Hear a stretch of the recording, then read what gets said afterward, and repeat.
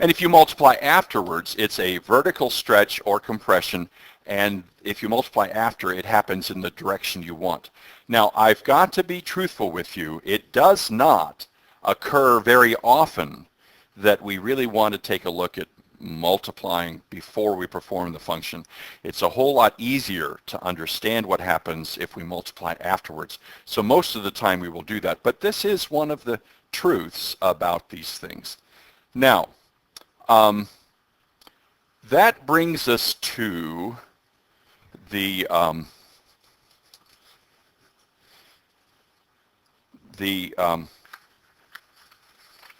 close to the end of our concepts here on transformations. So what I'd like to do is I would like to summarize actually what has been developed in these videos. Now, I'm not quite sure how long this one is, and I'm probably going to have to split it up into several. So we might be on 2.7c or even 2.7d at this particular point. But I would like to summarize what we've covered in these transformation videos. Okay, so first of all, let's let k equal a positive number. Now, if k is a negative number, then everything gets flopped around, okay? So, first of all, if you have a function f of x, and after you perform the function you add k being a positive number, it shifts the graph up k units. If you have a function f of x, and you subtract k, or add negative k, it shifts the graph down k units. Now, if you have a function f and you add k to x before you perform the function, now notice this is f of x plus k. Think about this with me for just a moment. What do the parentheses say to do? Well, they say to do what's inside first. So if you had f of x plus k, you would add k to x, and then you would perform the function. So this is a way of saying add k before you perform the function. If you add k before you perform the function, it will shift the graph k units. Now remember, k is a positive number, to the left. If you subtract k from x before you perform the function or add negative k, f of x minus k, or f of x plus negative k, it will shift the graph k units to the right.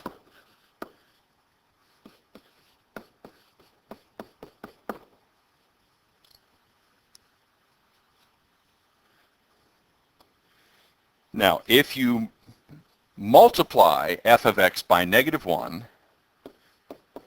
after the function has been performed, and notice here we perform f of x and then we're multiplying by negative 1. That's why we have a negative out front. Negative times f of x. We're multiplying by negative 1 after you perform the function. This will reflect the graph over the x axis. If you multiply x by negative 1 before you perform the function, that looks like this, f of the opposite of x. So you're multiplying x by negative 1 to get negative x. Then we're performing the function. It will reflect the graph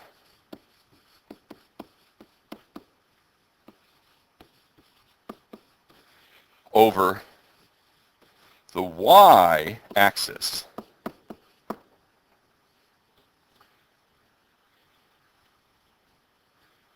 Now, the dilations, and remember, to dilate is to live long.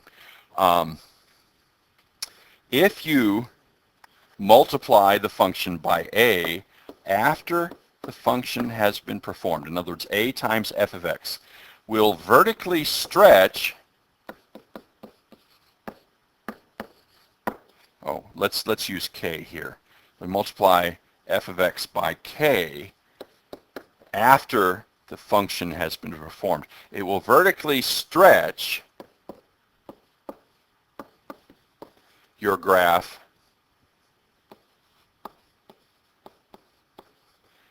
k units. Now, the idea here is that you'll take all the y heights you had before and they'll be multiplied by k. So if you have a point whose y height or y number is 0, k times 0 is still 0.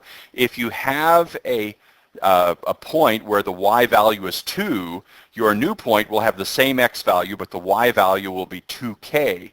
So it will be k times as high as it was before.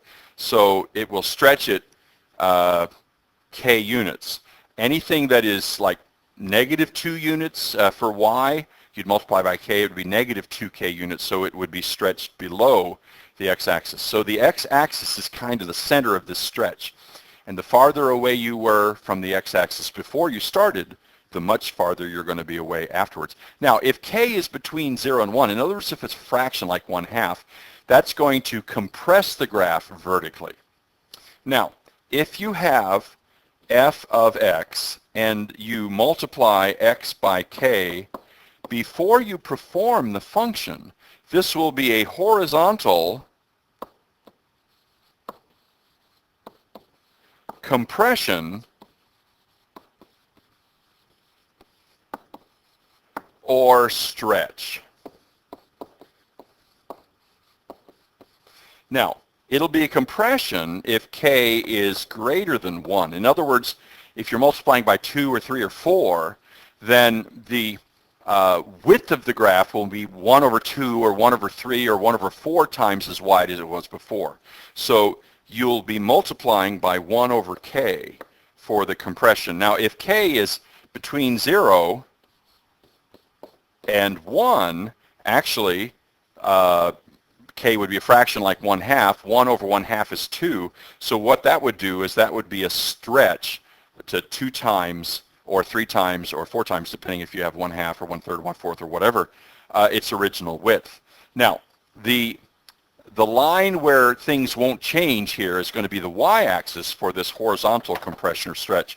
So on the horizontal compression or stretch, the y-axis is kind of like Las Vegas. What happens on the y-axis stays on the y-axis. Okay, now, remember, there are a couple of themes that occur here. Number one, anything that you do to the function after the function has been performed is a vertical effect, either a vertical stretch or a vertical shift or a reflection over the x-axis. Anything you do to x before you perform the function is a horizontal effect, either a horizontal shift, a horizontal stretch, or a horizontal reflection. Now, any horizontal thing that happens is going to happen opposite of your intuition. In other words, if you add 2 to x, then perform the function, it's going to go 2 to the left. If you multiply x by 2 and then perform the function, it's going to be half as wide, not twice as wide. The